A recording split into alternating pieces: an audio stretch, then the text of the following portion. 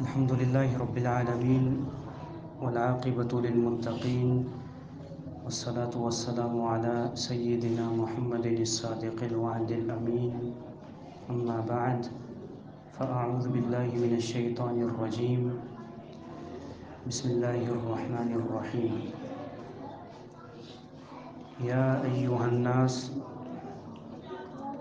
اے لوگوں، انا بے شک ہم نے خلقناکم پیدا کیا ہے تم کو، من ذکر ایک مرد سے، و انثیٰ اور ایک عورت سے، وجعلناکم اور ہم نے تمہیں بنایا ہے، تمہیں تقسیم کیا ہے، شعوباً قوموں میں، وقبائل اور قبیلوں میں،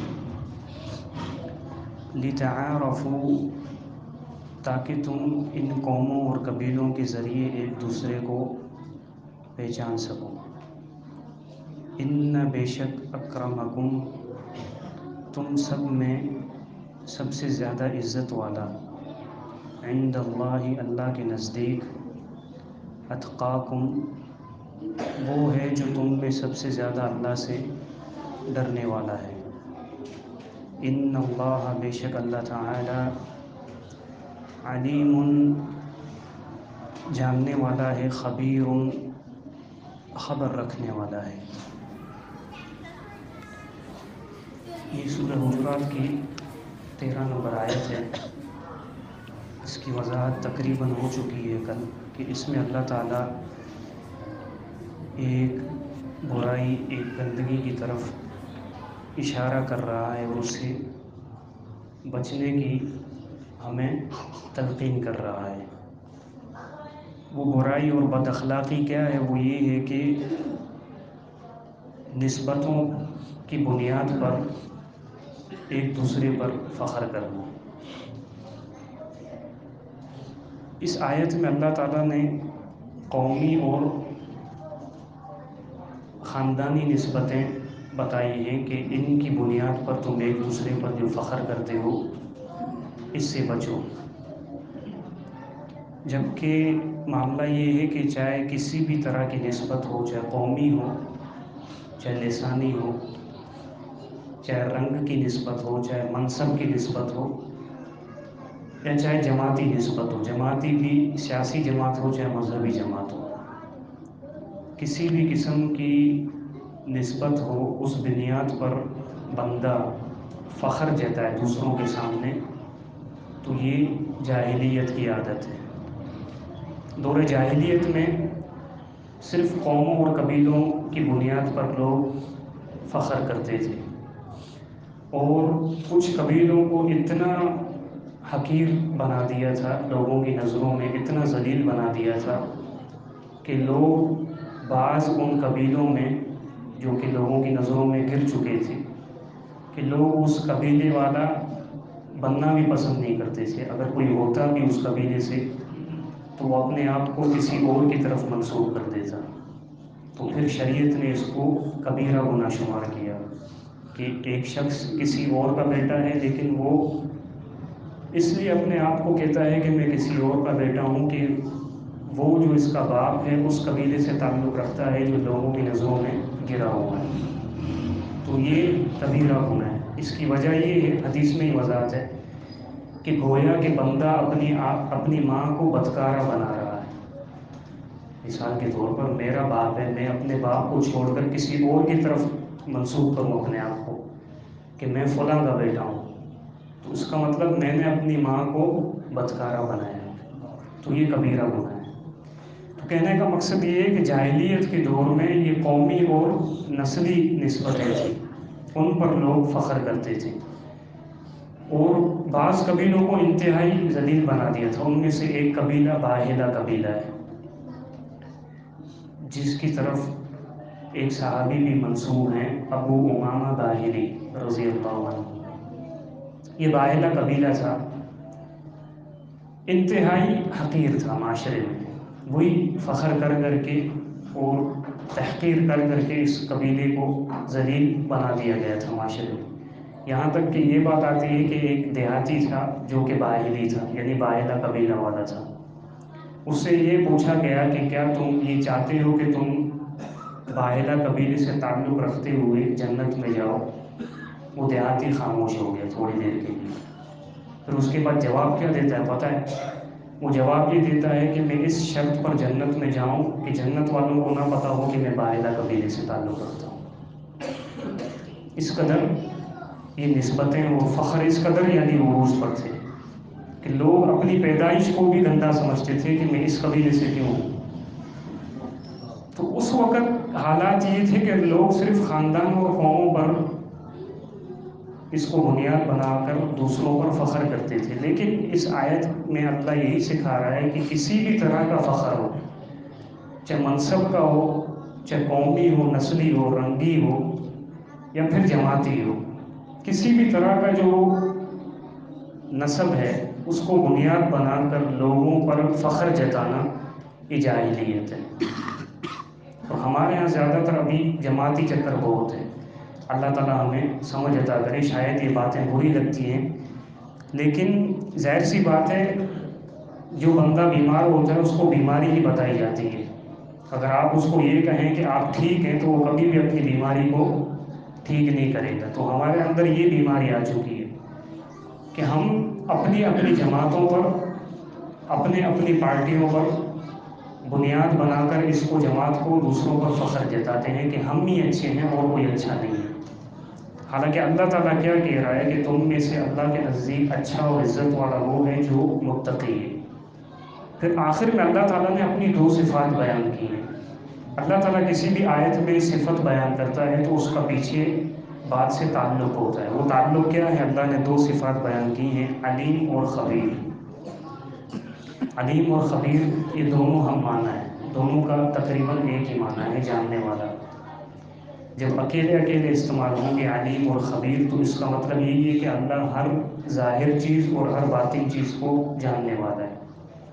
لیکن جب دونوں یہ صفات ساتھ ذکر ہوں گی تو اس میں فرق یہ ہے کہ علیم، ان اللہ علیم، اللہ تعالیٰ ظاہری چیزوں کو جانتا ہے.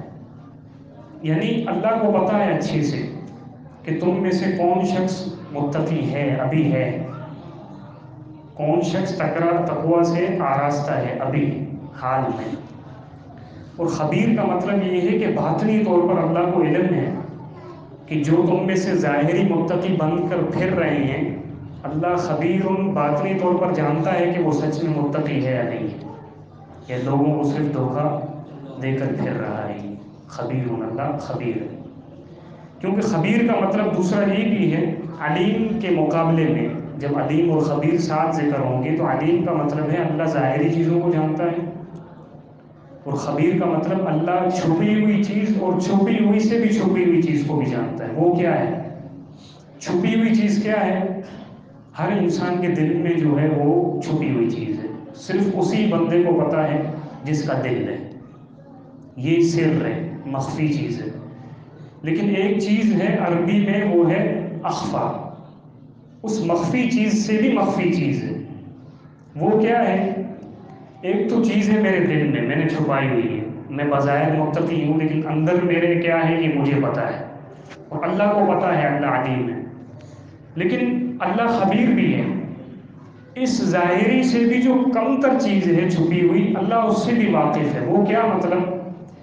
میرے دل میں جو بھی خیال آئے گا، جو بھی برے خیالات آئیں گے، برے ارادے آئیں گے، اچھے ارادے آئیں گے، اللہ ان کو جانتا ہے، میں بھی جانتا ہوں.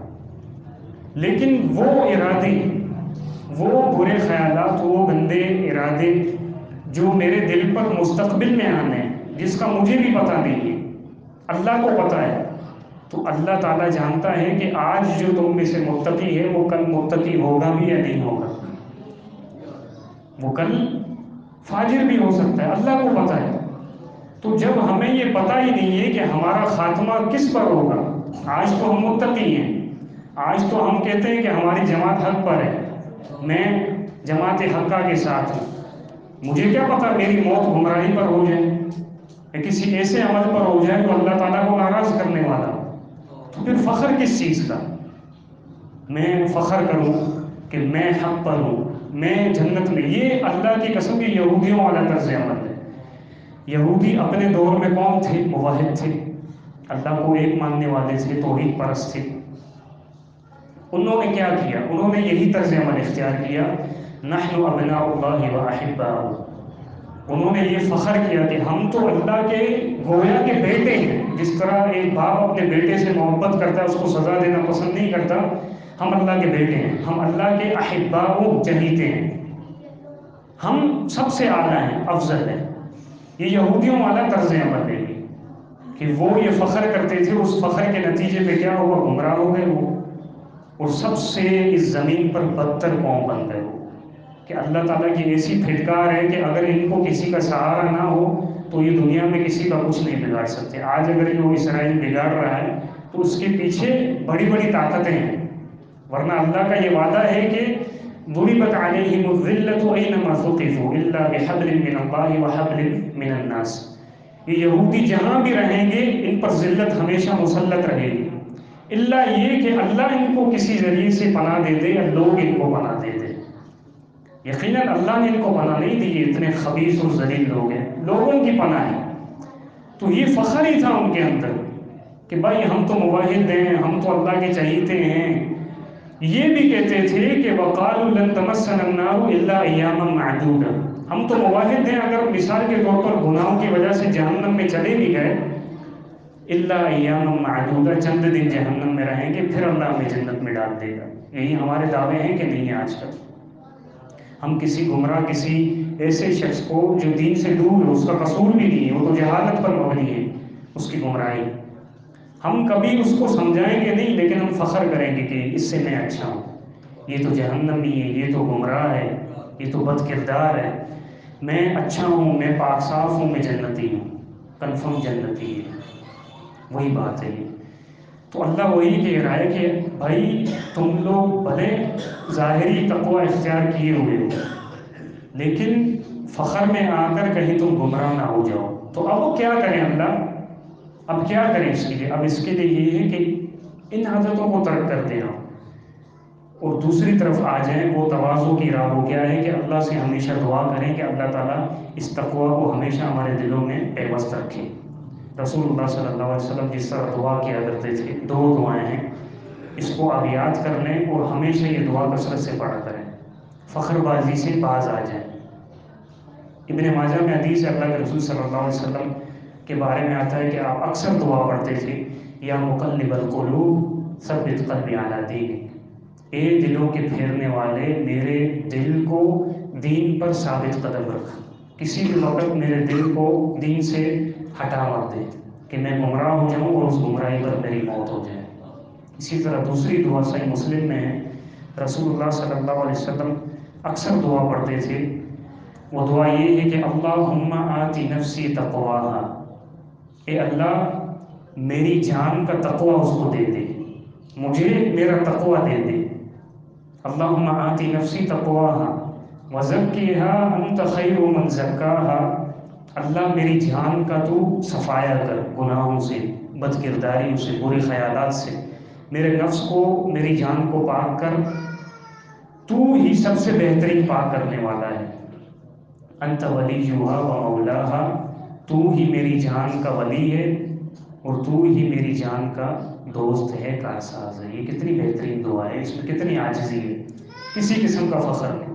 فخر تو اللہ کے رسول کو کرنا چاہیے تھا، لیکن رسول اللہ صلی اللہ علیہ وسلم کا کیا طرز عمل تھا؟ خود فرماتے ہیں اپنے بارے میں، آپ نے فرمایا جامع ترمذی میں حدیث ہے کہ انا سید ولد آدم، میں ابن آدم کی جتنی بھی اولاد ہے سب کا سردار ہوں. اس سے بڑا مقصد کیا ہو سکتا ہے؟ لیکن آگے کیا فرمایا؟ ولا فخر، لیکن میں فخر نہیں کرتا. مجھے اللہ نے آدم کی اولاد کا سردار بنایا ہے، لیکن میں لا فخر، فخر نہیں کرتا. بیدی لواء الحمد، کل قیامت کے دن اللہ میرے ہاتھ میں حمد کا جھنڈا دے گا. اس سے بڑا اور کیا منصب ہو سکتا ہے؟